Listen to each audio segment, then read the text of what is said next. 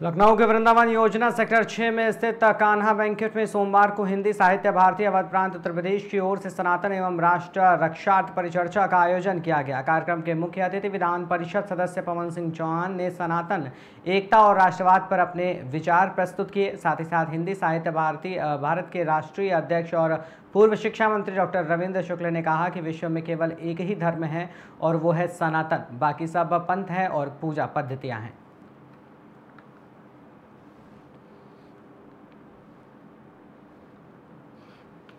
भारतीय तत्वाधान में एक बहुत जबरदस्त संगोष्ठी हुई है, जिसके नायक हमारे भाई डॉक्टर रविंद्र शुक्ला जी रहे। साथ में पूरे आज प्रांत के और प्रदेश के बहुत पदाधिकारी भी रहे। सब लोगों ने मिल करके यहाँ पर सनातन के लिए जिए, सनातन के लिए मरने मतलब होता है कि जीते जी मरा। मतलब हम जहाँ पे बैठेंगे वहाँ चर्चा करेंगे, परिचर्चा करेंगे और सनातन को और उत्थान कैसे किया जाए, इसके लिए आज बहुत ज़बरदस्त एक मीटिंग संगोष्ठी हुई है, जिसमें हम सब लोगों ने संकल्प लिया है कि सनातन को कैसे विस्तार दिया जाए। पूरे देश में लगभग 37 देशों में लगातार ये हिंदी साहित्य भारती का उत्थान हो चुका है। पूरे देश में दादा के दादा से बात हो रही थी कि बता रहे थे कि 800 डिस्ट्रिक्ट लगभग 6000 तहसीलों में इसका विधिवत संचालन हो रहा है, परिचर्चा हो रही है। मैं ऐसे जितने सनातनी यहाँ पर आए हैं सभी को प्रणाम करना करता हूँ। आज से मैं भी इस सनातन मैं हिंदी साहित्य भारती का मैं भी एक सदस्य बना हूँ। इस बात की मैं बधाई देता हूँ, साधुवाद देता हूँ दादा जी, डॉक्टर रविंद्र शुक्ला जी को। और मैं आज योद्धा बन करके पूरे प्रदेश में, पूरे देश में अंतर्राष्ट्रीय स्तर पर इसको कैसे जीवित किया जाए, कैसे और बढ़ाया जाए, कैसे ध्यान किया जाए, इसके लगातार चर्चा करते रहेंगे। उसको उम्मीद है कि आज सनातन के लिए पूरा देश जागरूक हो रहा है। पूरा विश्व में जहाँ जहाँ पर हमारे हिंदू भाई रहते हैं सब जागरूक हैं, उसके उत्थान के लिए सब चर्चा करते रहेंगे। ये मैं सबसे विनती करता हूँ। पूर्व शिक्षा मंत्री उत्तर प्रदेश और हिंदी साहित्य भारती का अंतर्राष्ट्रीय अध्यक्ष, यहाँ सनातन के लिए हुआ है जो गोष्ठी।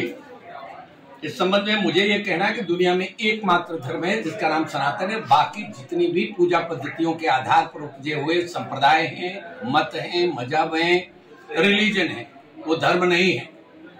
दुर्भाग्य इस देश के अंदर धर्म और मजहब समानार्थी कर दिए गए। उसके कारण जो विकृतियां पैदा हुई, धर्म का महत्व कम हुआ।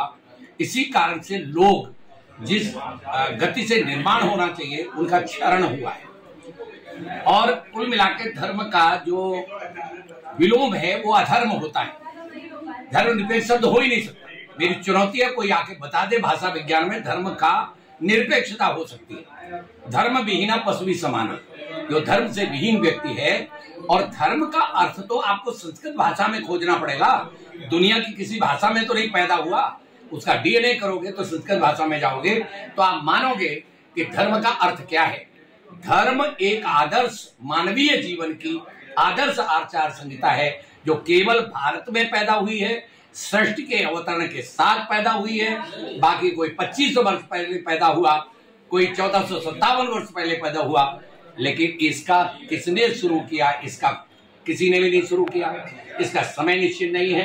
वो तय है कि जब भगवान ने तय किया एको हम बहुश्याम, तब जिन नैसर्गिक मूल्यों का धरा पर अवतरण सृष्टि के साथ हुआ, उसी का नाम सनातन धर्म है।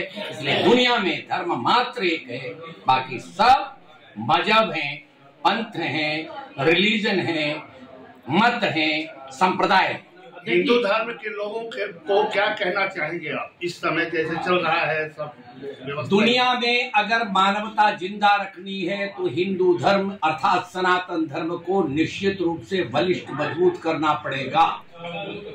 यही एकमात्र धर्म है, एकमात्र चिंतन है जिसने मानवता के हित की बात कही, जिसने वसुधैव कुटुंबकम कहा, जिसने सर्वे भवन्तु सुखिना कहा, जिसने ईश्वरंस जीव विनाशी कहा, जिसने सियाराम में सब जग जानी कहा, जिसने आत्मवत सर्वभूतेषु कहा, जिसने तत्त्वमसि कहा, जिसने अहम ब्रह्मास्मि कहा।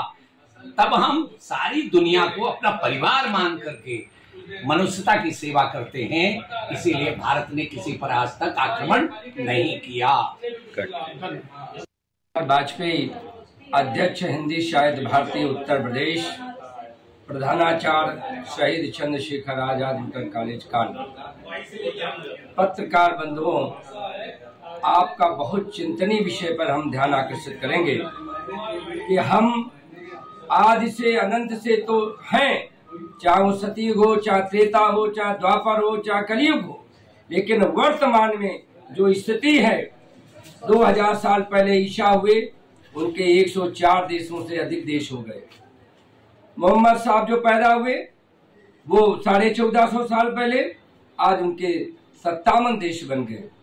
1946 में भारत स्वतंत्र के एक साल पहले पूरे विश्व में केवल 6 मुस्लिम देश थे और आज 57 मुस्लिम देश हो गए 75 साल के औसतन में। तो जैसी उनकी आबादी बढ़ रही है, अगर सनातन ने चिंतन नहीं किया, आज सनातन का जो चिंतन है उसमें हिंदी साहित्य भारती सर्वोपरि, देश ही नहीं विश्व में 37 देशों में प्रचार प्रसार के लिए जो काम कर रही है, सनातन को मजबूत करने के लिए जो काम कर रही है, वो हिंदी साहित्य भारती है। क्योंकि संख्या घटेगी तो निश्चित है हम लोग समाप्त हो जाएंगे, इसलिए संख्या अपनी घटनी नहीं चाहिए। सनातन के लिए हम सबको मिलकर के चिंतन करना चाहिए कि पहले केवल 6 देश मुस्लिम थे और 75 साल में 57 हो गए, और हम आज से थे तो हमारा देश, हम कहाँ बढ़ रहे हैं, हम तो घट रहे हैं। इसके विषय में आप सब लोग चिंतन करें, यही मेरा धन्यवाद।